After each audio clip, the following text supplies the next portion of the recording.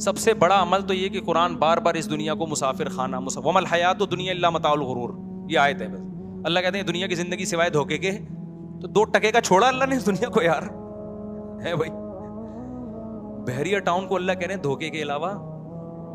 میں بحریہ ٹاؤن پہ اس لیے نہیں کہ وہ اصل میں کراچی کے دل میں کیا گھسا ہوا ہے بحریہ ٹاؤن. کوئی نیا پروجیکٹ آئے گا تو پھر اس طرف جائیں گے نا. ریاض ملک کو بولو کوئی اور پروجیکٹ شروع کرے، مفتی صاحب کی مثالوں میں بحریہ ٹاؤن کے علاوہ کچھ آ ہی نہیں رہا ہے، کیونکہ کامیابی کا معیار یہ سمجھ لیا آپ لوگوں نے.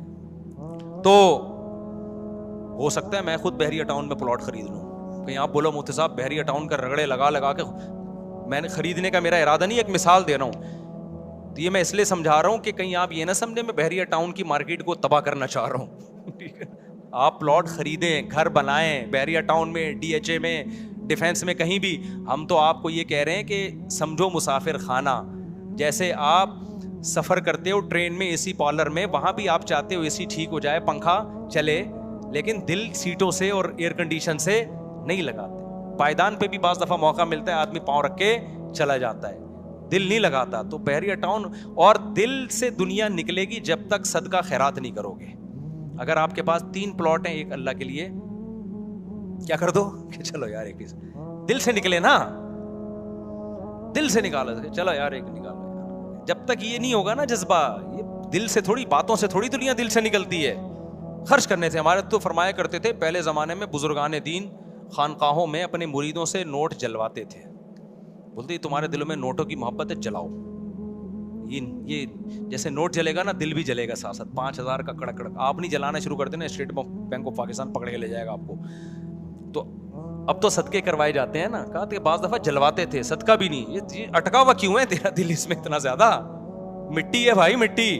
تبلیغ میں کتنا اچھی بات سکھائی جاتی ہے کہ جب گشت کے لیے نکلو تو جو بڑی عمارتیں نظر آئیں بولو کھڑی ہوئی مٹی ہے، اور جو نیچے پڑی ہوئی ہے وہ کیا ہے؟ پڑی ہوئی مٹی ہے. وہی مٹی ہے، گارا ملا، چونا وونا ملا کے اس کو حبیب بینک کی بلڈنگ بنا دیا. تھوڑے دن پہلے یہ کیا تھی؟ پڑی ہوئی تھی. اور جب اللہ قیامت کا زلزلہ لائے گا دوبارہ کیا ہو جائے گی؟ پڑی ہوئی ہو جائے گی. اور زلزلہ تو بعد میں آئے گا، جب آپ مر گئے تو آپ پڑی مٹی بن گئے. اب آپ کے لیے ورلڈ ٹریڈ سینٹر اور حبیب بینک کیا ہو گئے؟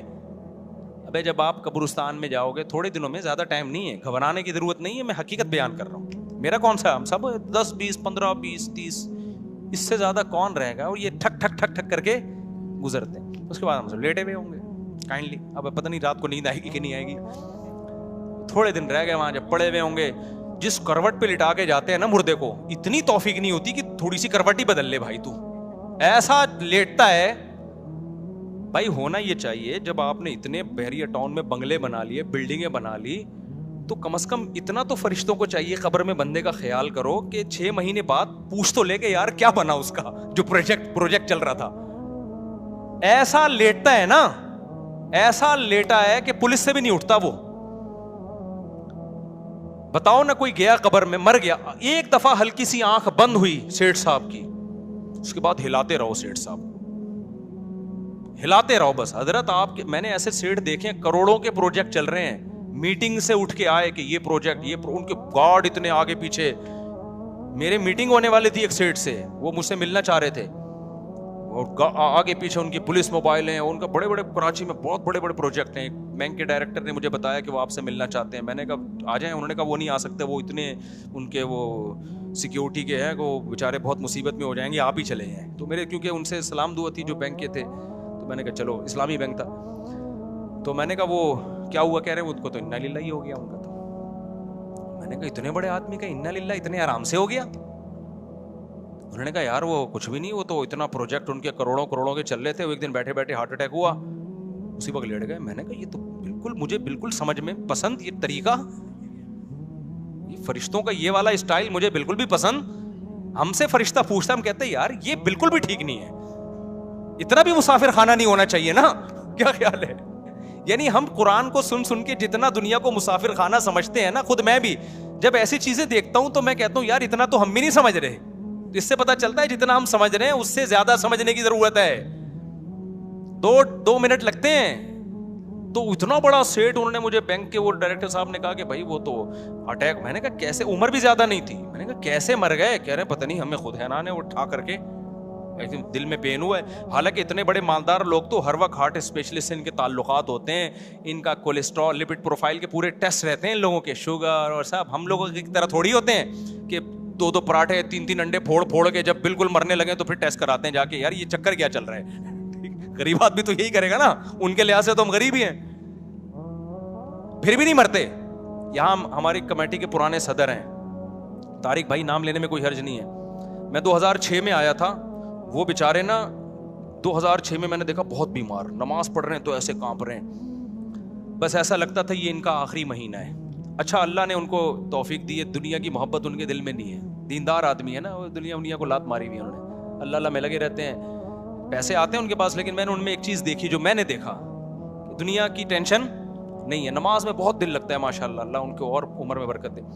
ہر وقت لگتا تھا ابھی دنیا سے چلے جائیں گے یہ, 2023 ہو گیا, زندہ ہے وہ, 2023 ہو گیا, ہانپتے کانپتے نا. اچھا میں کئی بار سوچا میں ان کی عیادت کے لیے جاؤں, کیونکہ مجھے ڈر لگا بھی نہیں گیا تو اگلے ہفتے سے پہلے ان کا انتقال نہ ہو جائے.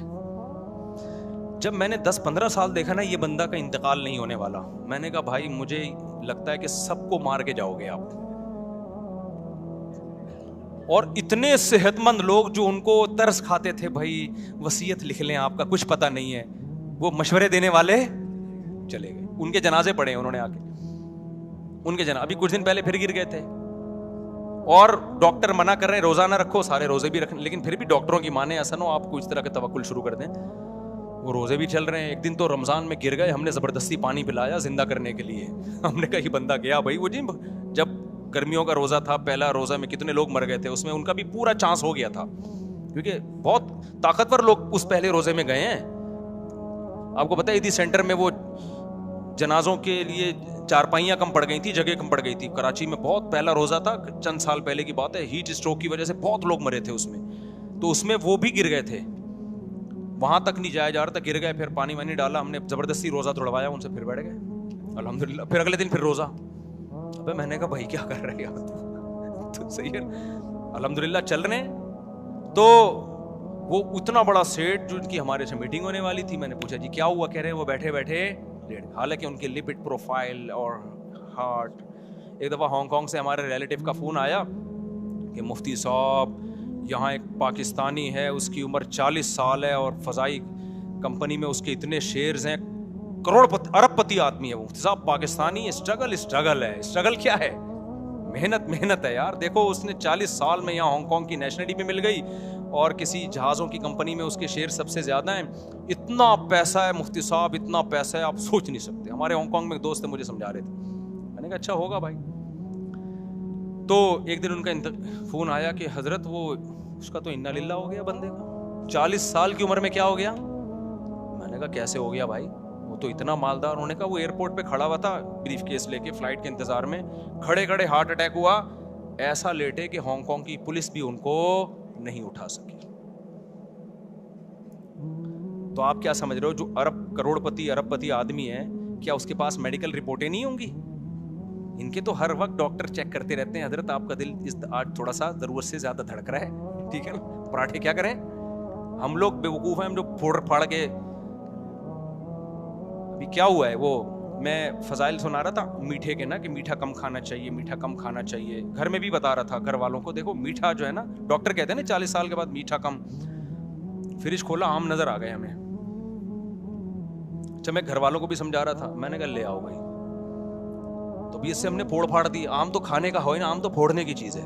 کل ایک بندہ مجھے کہنے لگا, کہہ رہا مفتی صاحب آپ آم کے میں کھانے کے بجائے پھوڑنے کا لفظ استعمال کرتے ہو, خدا کے لیے مت کرو, لوگ شوگر کے مریض بن جائیں گے. لوگ نے بھی پھوڑنا شروع کر دیا آپ کے بیان سن کے. آم میں اتنا شوگر ہے, ڈاکٹر کہتے ہیں یہ بہت نقصان دہ ہے. میں نے کہا یہ تقریر جب آم کا موسم چلا جائے گا بتا دینا, ابھی تو پھوڑے گا. آم ہی تو چیز ہے جو پیٹ بھر کے, کھجوریں کھا سکتا ہے پیٹ بھر کے آدمی, سیب کھا سکتا ہے, ایک سیب کھاؤ پیٹ میں گڑبڑ شروع ہو جاتی ہے یار. آم ایسی چیزیں پھوڑتے جاؤ تو اچھا نہیں ہے. آپ کہیں پھوڑنا نہ شروع کر دیں, صحت کا خیال کریں. لیکن میں بتا رہا ہوں کہ ہم لوگ تو صحت کا اتنا خیال نہیں کرتے جتنا کرنا چاہیے. مالدار لوگ تو بہت, ڈاکٹروں سے کہ ان کے نا ایک صاحب سیٹھ صاحب تھے, انہوں نے مجھے بتایا کہ ایکچولی ڈاکٹر نے مجھے اتنی کیلوریز ریکمینڈ کی ہیں. ڈبے پہ وہ ڈاکٹر نے کہا کہ آپ پتہ نہیں 300 یا 500 کچھ بتایا تھا. میں نے کہا کیا آپ ہر چیز کھانے سے پہلے کیلوریز چیک کریں گے؟ نیٹ پہ چیک کرتا ہوں میں کتنی کیلوریز ہیں. تو ڈاکٹر نے میں نے کہا یار اسی سے ٹینشن سے مر جائے گا بھائی تو سارا دن. میں اگر 2 پراٹھوں کی کیلوریز چیک کرنا شروع کر دوں تو اس میں تو اتنی ٹینشن ہوگی کہ مجھے 4 پراٹھے کھانے پڑیں گے, پھر اتنی کیلوریز میری ضائع ہو جائیں گی. کیا خیال ہے؟ تو اچھی بات نہیں ہے, خیر صحت کا خیال کرنا چاہیے, لیکن میں بتا رہا ہوں یہ مالدار لوگ تو بہت خیال کرتے ہیں.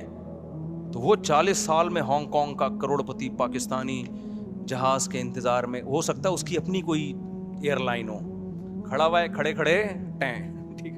تو وہاں یہ آیتیں اللہ کی ساتھ فلا صدق ولا صلی, اللہ کہتے ہیں صدقے کر دیتا, مدرسے بنا دیتا, یتیم خانے بنا دیتا, صدقہ جاریہ بنا دیتا, دنیا کو مسافر خانہ سمجھتا, اور حی علی الصلاۃ. کتنا تھوڑا سا اللہ کا مطالبہ ہے, اللہ کو بہت زیادہ تھوڑی مطالبہ کرتے ہیں, لیکن فکر ہی نہیں کرتے. تو اللہ بھائی ہم سب کو وَإِنَّهُ لَحَسْرَةٌ عَلَى الْكَافِرِينَ والی آیت کو سمجھنے کی توفیق عطا فرمائے کہ دنیا میں سمجھ میں نہیں آ رہا, آخرت میں یہ حسرت کا ذریعہ بنے گی. اللہ ہمیں موت سے پہلے عقل عطا فرمائے اور دنیا کو مسافر خانہ سمجھنے کی توفیق عطا فرمائے.